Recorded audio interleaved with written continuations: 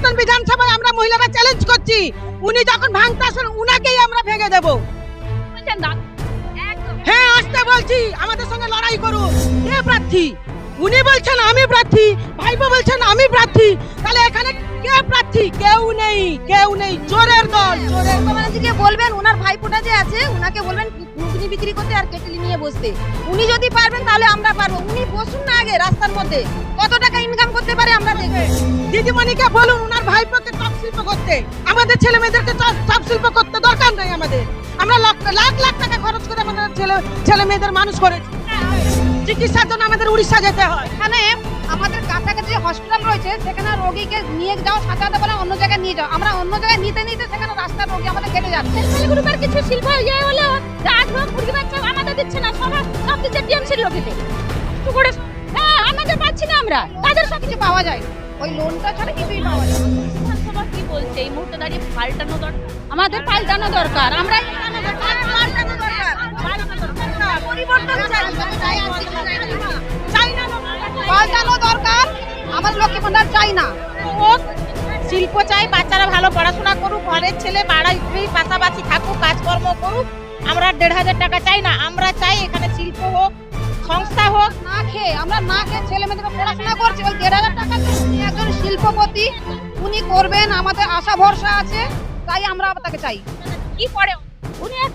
আসামে একটা শিল্পপতি, উনি ব্যবসাটাকে হেল্প করে। হ্যাঁ হেল্প করে, একদম হেল্প করেন, একদম পাশে থাকে সব সময় আমাদের কাছে আছে। হ্যাঁ আছেন, হ্যাঁ আছেন, হ্যাঁ একদম। যখন আমরা ফোন করি পাশে পাই। তাহলে উনার জন্য বুথ আগলাবেন তো? একদম অন্নপূর্ণার জন্য এখানে কোনো মোদিজি বলেননি, অন্নপূর্ণার সাথে সাথে উনি ছেলে মেয়েদের চাকরি শিল্পের কথা বলেছেন। আমরা চাকরি শিল্পটাও চাই। মুখ্যমন্ত্রী বলেছেন যে 7টার পরে রাত্রে মেয়েরা বাইরে বেরোতে পারবে না। আজকে আমি একটা কথা বলছি শুনুন, উনাকে জানাতে চাই যে রাত 12টার সময় আমাদের বিশ্বকাপ জয় করে আমাদের মহিলা আমাদের ঘরে ফিরলো। নমস্কার দর্শক, আমি রোজিনা রয়েছি আপনাদের সঙ্গে এই মুহূর্তে সরাসরি দাঁতন বিধানসভা থেকে। আপনারা দেখতেই পাচ্ছেন যে মহিলারা কিন্তু এসেছেন, মহিলাদের কিন্তু জেলায় জেলায় দেখা যাচ্ছে মহিলাদের আবেগ। আপনারা দেখতেও পাচ্ছেন এই মুহূর্তে দাঁড়িয়ে মহিলারা এই সবাই তো বলছেন লক্ষ্মী ভান্ডারে নাকি মহিলারা বিক্রি হয়ে যাচ্ছে। দাঁতন বিধানসভায় কি লক্ষ্মী ভান্ডারে মহিলারা বিক্রি হয়ে যাচ্ছে?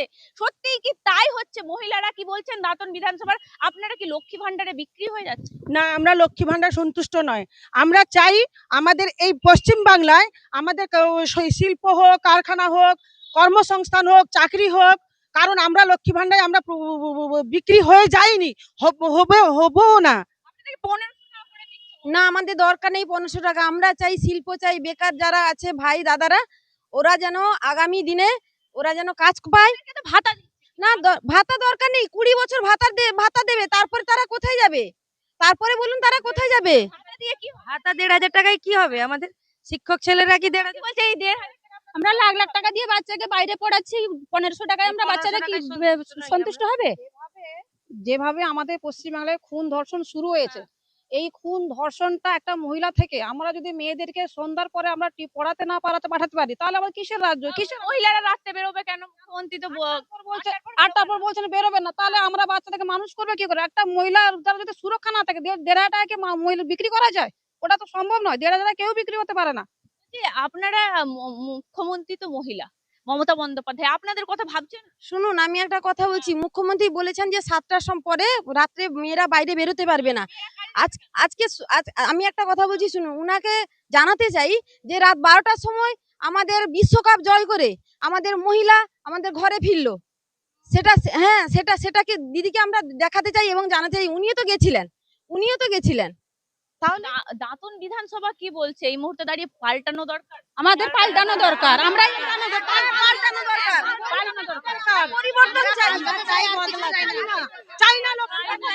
দরকার। আমার লক্ষ্মী ভান্ডার চাই না, শিল্প চাই, বাচ্চারা ভালো পড়াশোনা করুক, ঘরের ছেলে বাড়াই পাশাপাশি থাকুক, কাজকর্ম করুক। আমরা 1,500 টাকা চাই না, আমরা চাই এখানে শিল্প হোক, সংস্থা হোক। আমরা না খেয়ে ছেলে মেয়েদের পড়াশোনা করছি ওই 1,500 টাকার জন্য। মুখ্যমন্ত্রী কালকে বলছেন মহিলারা ইভিএম আগলাবেন, আপনারা কি ইভিএম আগলাবেন? আপনারা কি ইভিএম আগলে তৃণমূল কংগ্রেসকে ভোট করাবেন? না আমরা সুন্দরভাবে না, তৃণমূল কংগ্রেসকে ভোট করাবেন না, দাঁতনে তৃণমূল কংগ্রেসকে ভোট করাবেন না না। পাল্টে দেবেন এবার? হ্যাঁ, এবার পরিবর্তন করব আমরা। আপনারা দিদিকে চান না মোদি? আমরা যশস্বী প্রধানমন্ত্রী, আমরা এই সরকার বদলাতে চাই, সরকার আমরাও বদলাতে চাই। মোদি নবান্ন থেকে উৎখাতের ডাক কি মা বোনেরা দিচ্ছে দাঁতন বিধানসভা থেকে? একদম একদম হ্যাঁ দিচ্ছে, সবাই দিচ্ছে না। পরিবর্তন হোক। যে আপনাদেরকে তো 1500 টাকা দিয়ে দিচ্ছে, আবার যুব সাথীও দিয়ে দিচ্ছে, তাহলেও আপনাদের হচ্ছে না? আপনাদের দরকার নেই যুবসাথী, দরকার নেই। 1500 টাকায় কি হবে এখন? কিছু ওতে কিছু হয় না। থাকবে, পড়াশোনা করবে। বাড়ির ছেলে মেয়েরা তো যাচ্ছে, গুজরাট যাচ্ছে বাড়ির ছেলে মেয়েরা। কেন যাবে? কেন যাবে? বাইরে কেন যাবে? আমাদের ওয়েস্ট বেঙ্গলে শিল্প চাই, কেন যাবে বাইরে ছেলে মেয়েরা? আমাদের সব শিল্প, ঘুগনি শিল্প, তাহলে কি হচ্ছে? উনাকে বলুন না, উনাকে বলুন অভিষেক ব্যানার্জি শিল্প করতে, দিদিমণিকে বলুন উনার ভাইপোকে চপ শিল্প করতে। আমাদের ছেলে মেয়েদেরকে চপ শিল্প করতে দরকার নাই আমাদের। আমরা লাখ লাখ টাকা খরচ করে আমাদের ছেলে মেয়েদের মানুষ করেছি। আপনাদের ছেলে মেয়েরা একটা কেতলি দেবেন, একটু চা করে দেবেন। না না, আমাদের দরকার নেই। উনাকে বলবেন না, উনাকে বলবেন উনি ভালো পারেন এগুলো। হ্যাঁ, মমতা ব্যানার্জিকে বলবেন, উনার ভাইপোটা যে আছে উনাকে বলবেন ঘুগনি বিক্রি করতে আর কেটলি নিয়ে বসতে। উনি যদি পারবেন তাহলে আমরা পারবো। উনি বসুন না আগে রাস্তার মধ্যে, কত টাকা ইনকাম করতে পারে আমরা দেখবো। বলছি আপনারা কি আরজি কর ভুলে গেছেন? না, আরজি কর আমরা ভুলিনি, আমরা চাই আরজি কর চাই আমরা। বলছি আপনারা কি সন্দেশখালি পিঠের পুলির কথা ভুলে গেছেন? না, কিছু না, আমরা চাই নারী সুরক্ষা। সব মনে আছে, আমাদের সব মনে আছে। সব বিষয়ে আমরা পরিবর্তন চাইছি মহিলারা। অভয়ার মাকে ভুলে গেছেন না? এখনো আমাদের চোখের সামনে দাঁড়িয়ে আছে। ভুলানো যায় নাকি কোনোদিন? অভয়ার মা রাজনীতি করছে মৃত্যুকে নিয়ে, কি বলবেন? ঠিকই করছে। উনি তো বিচার পাননি। উনি যখন রাস্তায় ডাক্তাররা সবাই নেমে উনি বিচার পাননি, বহুদিন ধরে উনি বিচারের জন্য অনেক অপেক্ষা করেছেন। যার জন্য নিজে বিচারের জন্য আজ রাজনীতি উনি দাঁড়াতে বাধ্য হয়েছেন।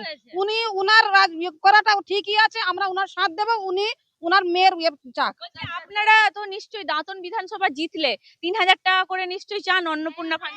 অবশ্যই আমরা চাইবো, মোদিজি দেবে, আমরা নেব। শুধু অন্নপূর্ণার জন্য এখানে কোনো মোদিজি বলেননি, অন্নপূর্ণার সাথে সাথে উনি ছেলে মেয়েদের চাকরি শিল্পের কথা বলেছেন। আমরা চাকরি শিল্পটাও চাই। আমাদেরকে বাইরের রাজ্যে যেতে হয়, উড়িষ্যাতে আমাদের যেতে হয় ডাক্তার চিকিৎসার জন্য। কেন এটা হবে? কেন এত বড় আমাদের রাজ্য? তো একদম বলুন তো, দাঁতন বিধানসভা একদম উড়িষ্যা লাগোয়া, কার্যত আপনাদেরকে কি হাসপাতাল এখানে পাচ্ছেন না? আমরা চিকিৎসার জন্য উড়িষ্যায় যাই, চিকিৎসার জন্য আমাদের উড়িষ্যা যেতে হয়। এখানে আমাদের কাছাকাছি যে হসপিটাল রয়েছে সেখানে রোগীকে নিয়ে যাওয়ার সাথে সাথে বলে অন্য জায়গায় নিয়ে যাও। আমরা অন্য জায়গায় নিতে নিতে সেখানে রাস্তার রোগী আমাদের কেটে যাচ্ছে। হ্যাঁ, রাস্তায় মারা যায়। আমরা চাই এখানের যিনি বিধায়ক ছিল কি করলোটা কি? কিছুই করেনি, কিছু করেনি। শুরু করে স্বাস্থ্যটাকে বিক্রি করে দিয়েছে মমতা ব্যানার্জি। দাঁতন বিধানসভায় তাহলে কার উন্নয়ন হলো? কার উন্নয়ন? তাদের তৃণমূল নেতাদের, ওই দিদির ভাইপোদের উন্নয়ন হয়েছে, আর কিছু উন্নয়ন হয়নি। আমাদের দিচ্ছে না। হ্যাঁ, যারা টিএমসি করছে তাদেরই বাড়ি হচ্ছে, ওরাই সবকিছু পাচ্ছে, আর বাকিরা কেউ পাচ্ছে না। না, আমরা যেমন পাইনি। আমফান ঝড় এত বড় হয়ে গেছে আমার গ্রামে। একটা সেলফ হেল্প গ্রুপের কিছু শিল্প ইয়ে হলে গাছ হোক, মুরগি বাচ্চা, আমাদের দিচ্ছে না। সব দিচ্ছে টিএমসির লোকেদের। কষ্ট করে হ্যাঁ, আমাদের পাচ্ছি না আমরা। তাদের সব কিছু পাওয়া যায় না, ওই লোনটা ছাড়া কিছুই পাওয়া যায় না। কিচ্ছু পাইনি। দাঁতনের আপনারা উন্নতি চান? দাঁতন হ্যাঁ, পরিবর্তন চাই আমরা। তাহলে কি দাঁতন বিধানসভায় সবাই মিলে তৃণমূল নির্মূল করব, বিজেপি সরকার গঠন করব, এটাই আমাদের প্রতিজ্ঞা। তাহলে কি দাঁতনে এইবারে পাল্টানো দরকার? পাল্টানো তাহলে আপনারা দাঁতনে কাকে চান এইবারে বিধানসভায়? অজিত জানাকে, বিধানসভায় আমাদের অজিত জানাকে জানা মহাশয়। অজিত জানা। অজিত জানা কেন? তিনি আমাদের অনেক আমাদের শিল্প থেকে শুরু করে সমস্ত কিছু উনি করবেন। হ্যাঁ, অবশ্যই আমরা পাশে পাই উনাকে। সব উনি একজন শিল্পপতি, উনি করবেন, আমাদের আশা ভরসা আছে, তাই আমরা তাকে চাই।